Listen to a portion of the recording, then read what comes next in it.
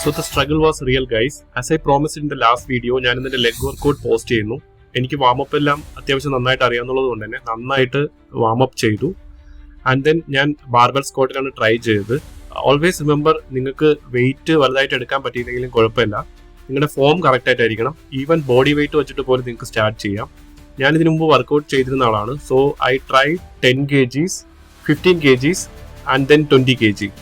So നന്നായിട്ട് squat ചെയ്തു tired ആവുന്നവരെ. And then I tried abductor machine. ഈ വർക്കൗട്ട് നിങ്ങളുടെ ഇന്നർ തൈസിനെ കൂടുതൽ സ്ട്രോങ് ആക്കാൻ വേണ്ടി ഹെൽപ്പ് ചെയ്യും. നല്ലൊരു വർക്കൗട്ടാണ്. അതിനുശേഷം ഹാംസ്ട്രിങ്ങിന് വേണ്ടിയിട്ട് ലെഗ് ട്രൈ ചെയ്തു, പക്ഷെ മെഷീൻ വർക്ക് ചെയ്യുന്നുണ്ടായിരുന്നില്ല. അത് കാരണം ഞാൻ ഡംബൽ വെച്ചിട്ട് റൊമാനിയൻ ഡെഡ് ലിഫ്റ്റ് ആണ് ട്രൈ ചെയ്തത് ഹാംസ്ട്രിങ്ങിന് വേണ്ടിയിട്ട്. ഇതെനിക്ക് നന്നായിട്ട് അറിയാവുന്ന ഒരു എക്സസൈസ് ആയിരുന്നില്ല. പുറകിൽ ലോഡ് കൂടി വരുന്നത് കാരണം ഞാൻ അത് സ്റ്റോപ്പ് ചെയ്തു. അതിനുശേഷം ഞാൻ ട്രൈ ചെയ്തത് ലെഗ് പ്രസ് ആണ്. ലെഗ് പ്രസ് നിങ്ങൾക്ക് കഴിയുന്ന വെയിറ്റ് എടുക്കുക. അതിനുശേഷം always remember, go deep as much as you can. Leg press നന്നായി ചെയ്തതിന് ശേഷം ഞാൻ ട്രൈ ചെയ്ത് കാഫ് മസിൽസ് ആണ്.